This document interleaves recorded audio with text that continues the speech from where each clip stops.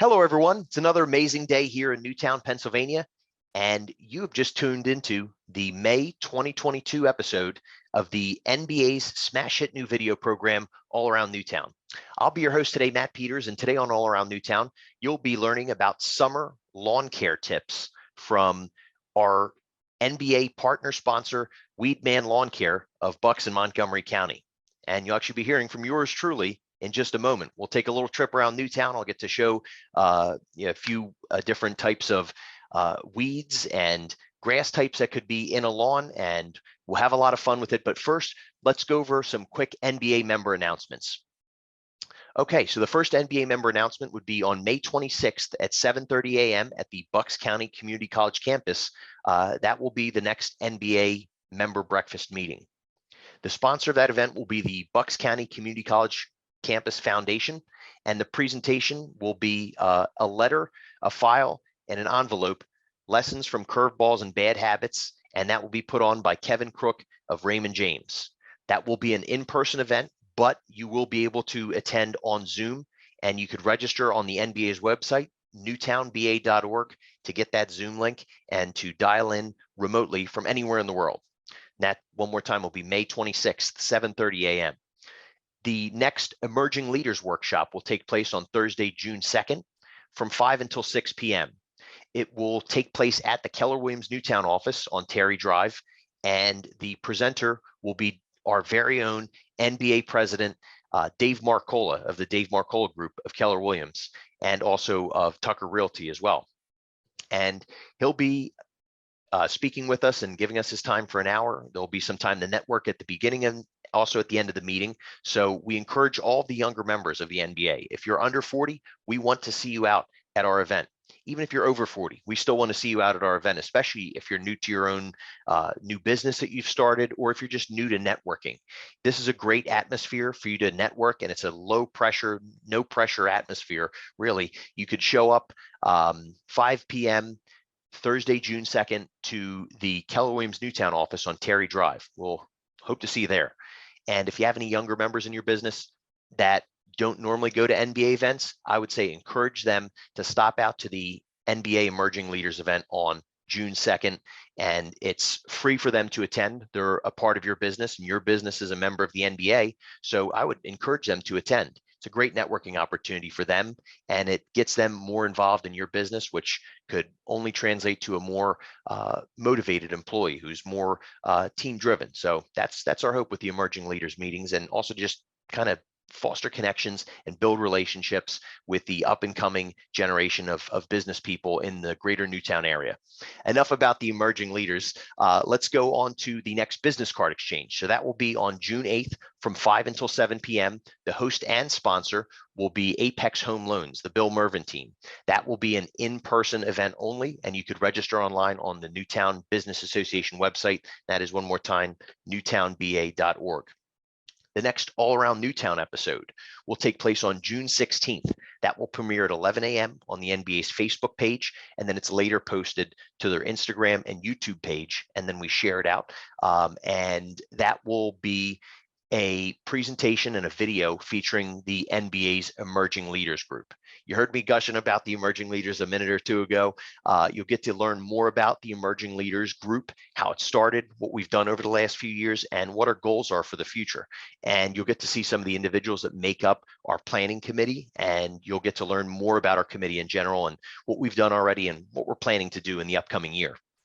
And then we have a save the date reminder for you, and you should see a lot more about this coming soon in person and print everywhere, because it's a very exciting announcement. If you haven't already heard already, Welcome Day is coming back. The NBA's iconic street fair is coming back on June 26th. So details will be, forthcoming and coming soon on the website. The date line to register will be May 26th. So if you want to participate in Welcome Day, if you want your business to be featured in one of the largest street fairs in Bucks County, and definitely the largest street fair in all of Newtown, you want to register for Welcome Day. That's, once again, newtownba.org is where you register for that. And as always, just check out the NBA Business School podcast if you haven't taken a look at it yet. We have a lot of episodes up there.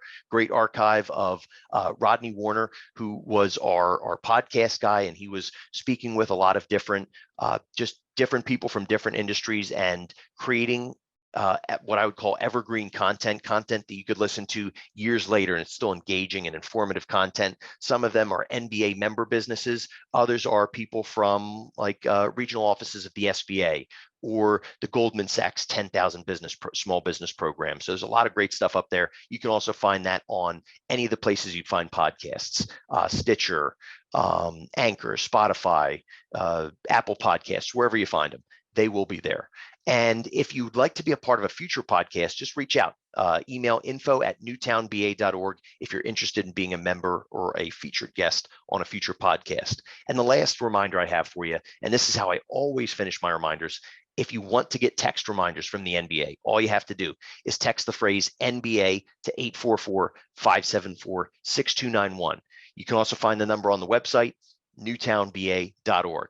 All those announcements aside, let's get on to today's All Around Newtown episode, and let's hear from a familiar face about summer lawn care tips for your Bucks County home. So here we go. Take it away. Hello everybody, Matt Peters here with Weedman Lawn Care, and today I'm going to take you all around Newtown and we're going to talk about summer lawn care tips. Let's go.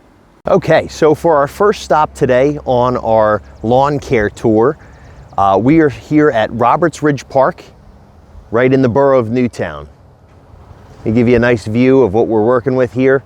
Now, while we don't treat Roberts Ridge Park, it's a great example of what your lawn might look like before treatment, and it gives us a good idea to take a look at some of the weeds that would be appearing in a lawn at this time of the year. And also, I'd like to put in a subtle plug. We will be having a Newtown Business Association networking event here soon at Roberts Ridge Park. Stay tuned for updates on that. But let's take a look and see let's see what kind of weeds they have here. Okay, so I did not have to go far to find weeds. And we're gonna start with this one. I'm gonna show you the weed, and what I'd like you to do is in the comment section, put your guess as far as what weed this is. What weed is this? Put your guess in the comment section below. I'm going to give everyone a second to put their comments in there and their guesses. And all right, so this one right here is clover. It's a very common weed, and we see it in a lot of lawns throughout Bucks and Montgomery County. One of the reasons why clover could or would be in your lawn is because it's nitrogen deficient. So what that means is, besides putting down a weed control, you also need to fertilize this grass regularly. All right, let's take a look at another one. Okay, so we found our next weed here. All right, and I will give everyone a second. Put your guesses in the comment section below. This is the weed that we're currently identifying right now. No, not the clover that's kind of growing up within it, but this guy right here. So I'll give you another second to put your guesses in the comment section below. And while we're waiting on that, I'll give you a nice view of Roberts Ridge Park here. One of the best things about working in lawn care is spaces like this, outdoor spaces, are basically your office. You're not sitting at a desk all day, you get to be outside. All right, so last chance for guesses here. All right, so this one is broadleaf plantain. It's a very easy, well, I should say easy for us to control, and it's something that once you get started on your lawn care program with Weedman, you can expect to see this weed under control very quickly within about 10 to 14 days of your first weed control application. And with this weed, or with any other weed in general, if it doesn't die after those 10 to 14 days, it might need to be retreated. Now, there are some weeds that do need multiple applications to yield best results. So let's take another walk around here and take a look at another weed, and then we will pop off to another location. Okay, and for our last weed identification, we're gonna go with this yellow guy right here. This should be the easiest out of all of them. You can see there's a little puffy guy there. I don't want to give away the name of this one, although it is very simple. And once again, no, not the clover that's growing around it. I'm talking about this yellow guy here. And if we peel back some of the clover, we could see some of the leaves of this plant here. You could see there, Those would be the leafy part of it. This is the flowering part. So give everyone a second to guess this one. This one should be another easy one. Leave your guess in the comment section below. And while we're waiting for those guesses to come in, one of the things that you can do to help to decrease weeds besides regular fertilization weed control would be mowing at the proper height and also seeding your lawn to establish a thick, dense turf. Now, obviously, fertilization is just as important as anything else. All right, we'll give everyone one last second to get those guesses in. And yes, that's right. This one is dandelion. It's a very, very common weed, and it's one that most customers seem to know by name. There's some weeds, and to be honest, there's probably over a couple of hundred different types of weeds that could be growing in your lawn. This is one that most people can easily diagnose just off of sight alone, just off of that little yellow flower alone, and it's an easy one to control in a lawn. But like I said, mowing, you're talking about weed control. Fertilization is extremely important when you're talking about weed control as well, and the height at which you cut your grass is extremely important when it comes to managing weeds and also just increasing the appearance of your lawn. So we're gonna hop in the truck and we're gonna head off to another location, and we're gonna talk about mowing height and some more summer lawn care tips. Okay, so we are at our next stop here. It's one of our customers who's actually been a customer of ours, I wanna say since 2017. Thank you actually to another NBA member, Maggie Coe from Remax Properties. She's a residential realtor, actually gave us the referral to get this customer a few years ago. And let me shut up and let the results speak for themselves. As you can see here, you got a great looking lawn there. This is just the front lawn too. Any lawn, big or small, we can handle. But the main reason I wanted to show you this lawn was there's a few very important things that a lot of people overlook when it comes to lawn care and just turf maintenance, and I wanted to cover them here. So the first thing is grass mowing height. When I was at Roberts Ridge for the last stop on my little all-around Newtown lawn care tour today, I did mention the importance of the right mowing height for your grass. And to keep with this kind of interactive theme, I'm gonna let everyone put their guesses in the comment section below on what height your grass should be cut at. And by that, to be a little bit more specific, just to give you the most help possible, what I mean by that is what height should your grass be after it is cut. I'll give everyone a second to leave their comments and their guesses in the comments there. And in the meantime, let's take a look at this awesome lawn. We actually did the weed control on this lawn a couple weeks ago. And one of the things I'll show you soon is some of the weeds dying and what that looks like. But back to the question, what height should you have your grass cut at? The magic height is no shorter than 3 inches, especially if you're in a northern climate like we are. If you're in a southern climate and you have southern grasses, all those recommendations are different because they require different mowing heights. But for anything that would or could be growing in your lawn here in Pennsylvania, except for zoysia grass, 3 inches and above is the proper mowing height. A lot of this stuff is very complex, and each different grass type has its own kind of not only just mowing height, but also nutrient requirements, water requirements. So once you start getting into that kind of more complex and detail-oriented kind of stuff, you definitely want to hire a professional to take care of the stuff for you, or to at least be able to advise on what the best practices are. But anyway, back to the grass mowing height. So I'm going to check this one right here, and for reference, the top of my middle and ring finger is 3 inches. So let me place the camera down here. Oops. A little bit of trial and error. So as you can see here, this lawn is way above 3 inches. You can't even see the top of my middle and ring finger. That means that this grass is being cut at the right height. That's also why weeds in this lawn either. Not many at all. And as I always say, with any customer who's happy with their lawn, it always starts with a successful partnership between the homeowner and the lawn care service. You have to be on the same page. You have to make sure you're going for the same goals. You have to make sure that you are doing all the necessary steps, all the comprehensive steps to make sure that your lawn looks healthy, weed-free, and green. Back to weeds again. We just talked about mowing height. We just talked about what kind of height you need to keep your grass at. let's take a look at what it looks like when weeds begin to die. Okay, so for this spot here, we see some weeds that are in the process of dying. Like I mentioned, we did this weed control application at least a couple of weeks ago now. And you can see right here, there are weeds that are starting to lose their color or have already lost their color and are shriveling, browning, and dying off. This is what you can expect to see. Progressively, about 10 to 14 days after an application, some weeds will die and show signs of herbicide injury sooner than others, but in the end, you'll notice them losing color, shrinking, shriveling, and kind of being reduced to nothing there. And if left alone, if left untouched, I should say, these weeds will decompose back into the soil in enough time. So you don't need to worry about ripping these out or raking them out or anything. It's really simple. Just have a service come in, like Weed Man, have them treat for your weeds, give it about 10 to 14 days, and watch for the magic to happen. So the main reason why you want to control not just these weeds, but all weeds in general, they are direct competition for nutrients with the grass around it. So by killing these weeds here, that frees up a lot more water, air, sunlight, and nutrients for this grass in this immediate area here, which then means that grass will be healthier and stronger. And you kind of just do the whole thing on a large scale to have a healthy lawn.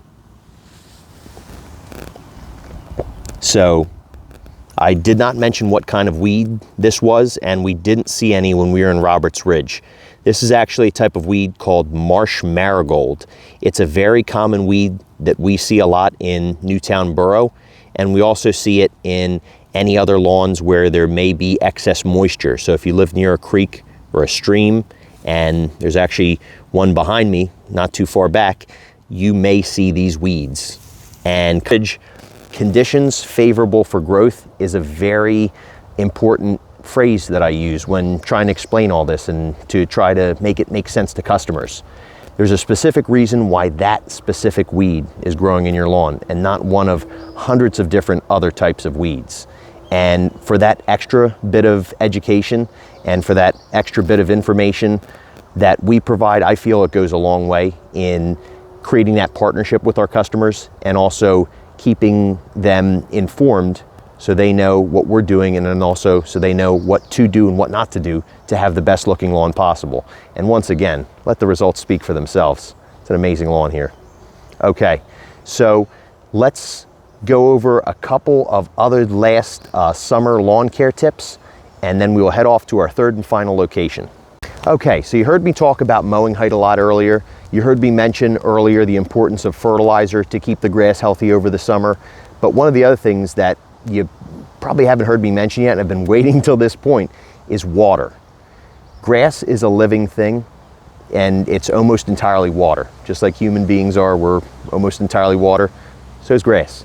And what your lawn needs to survive over the summer is even more water than it would need at any other time of the year. And there is a such thing as too much water for a lawn. There's also such thing as too little water for a lawn as well. So to get that perfect balance, it's best to ask an expert and have them advise you on what amount of water your lawn needs. Because if it gets too little, the grass will go dormant, it won't be healthy, and you could even run the risk of it dying in a hot, dry summer. If you get too much water, on the other hand, you could encourage the growth of not only lawn diseases, but certain types of weeds that favor moist and poorly drained soils. And one of the lawn diseases that you can encourage by putting down too much water is this guy right here. Okay, it's gonna be a little bit hard to see here, but I'm gonna try and zoom in a lot. This lawn disease here, we're gonna make this one interactive too. It's a small blotchy spot. I would say probably no bigger than the size of my fist, actually a little bit smaller. You can see if you get up really close, there's kind of these red things growing out of the grass here. So I'm gonna give you all a second to guess on what lawn disease this is. And while we do that, and while we give you all a second to guess, I'm going to general terms to not spoil the surprise. So this specific lawn disease that I'm pointing out here is a lawn disease that results from excess moisture. Normally it results from evening rains or evening watering. Now I know this customer doesn't have a sprinkler system, so the main reason why this grass is here is two parts. One, it's a low-lying area where water gathers and there's not really great drainage, but two, it's also affecting a specific type of grass that is more likely to be infected with that disease. So back to those guesses in, everybody. All right, we'll go 3, 2, 1. All right, all guesses should be in now. This lawn disease right here is called red thread. And the reason it's called red thread is because of those guys right there. Let me focus the camera here. It's because of those little red thread-like growths coming out of the tip of the blade of grass and coming out of, you know, a lot of these tips of the blades of grass, actually. And red thread gets its name because it looks like red sewing thread. It grows out of the grass. Thankfully, great, it's not a serious lawn disease. It will grow out in time, and with our late spring fertilizer, that will not only speed up the process, but also help the grass recover from this benign lawn disease.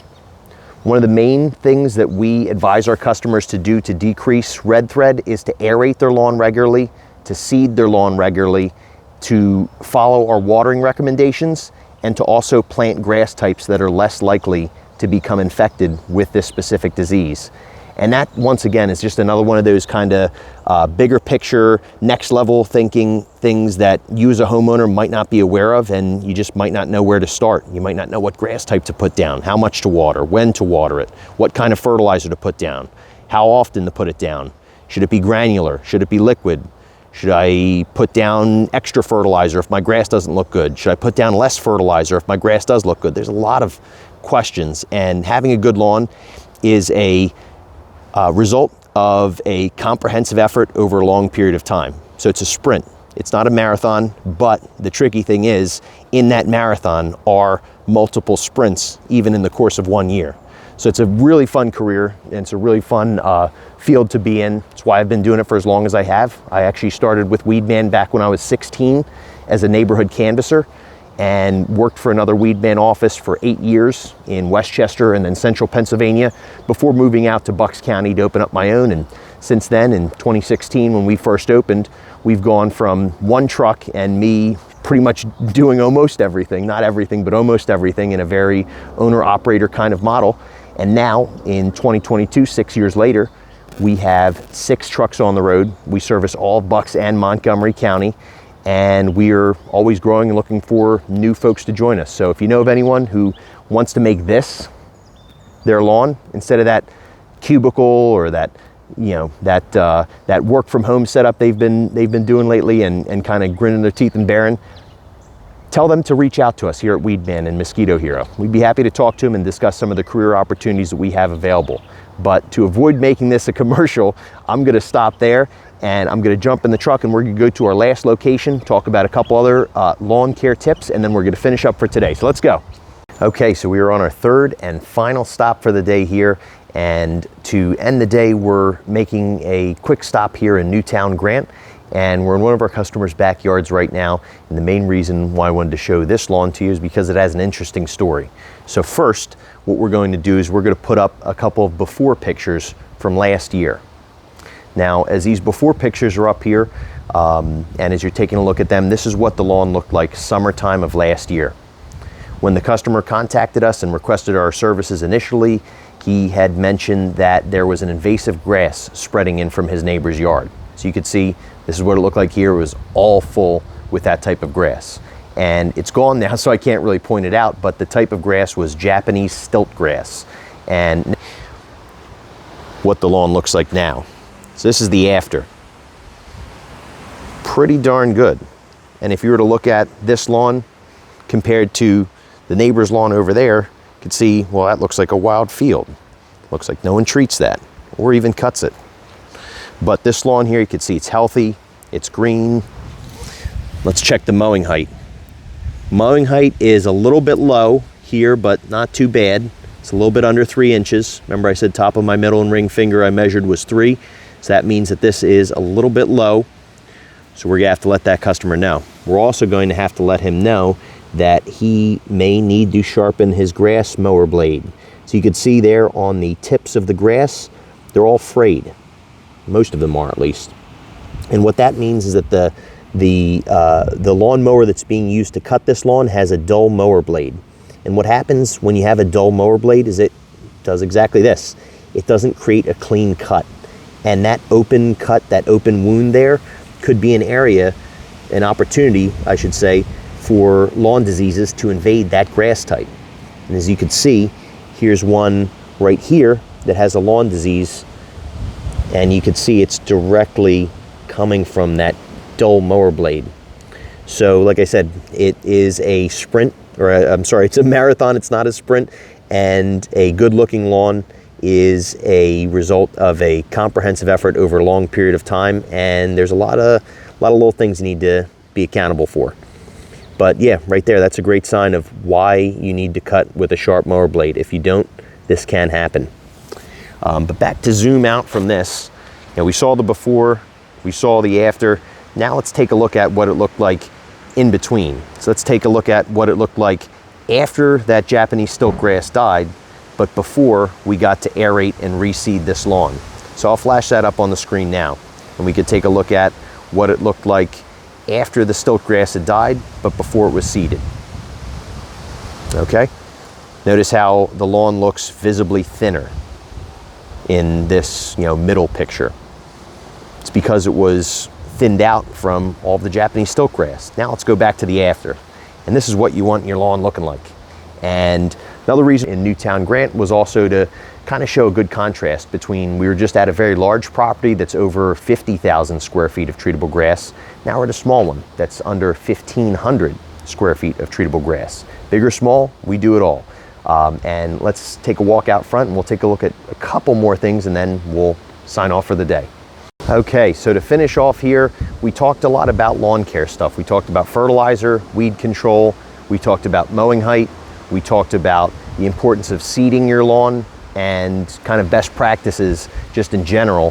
One of the things we didn't get a chance to talk about yet today is insect control. It's another service that we provide. We do not only flea and tick insect control, but also mosquito control under our sub-brand Mosquito Hero. And with that, we can treat both just as the same as we do for lawn care, residential and commercial properties.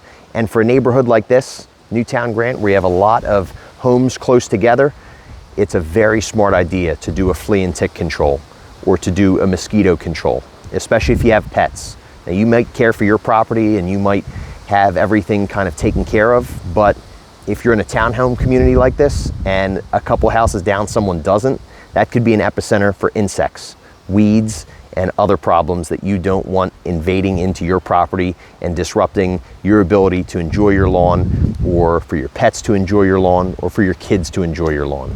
So if you have any other interest in those other services that I didn't get a chance to mention, flea and tick control, mosquito control, or even preventative grub control, that's another thing we didn't get really too much of a chance to talk about right now, but grub control is another important service.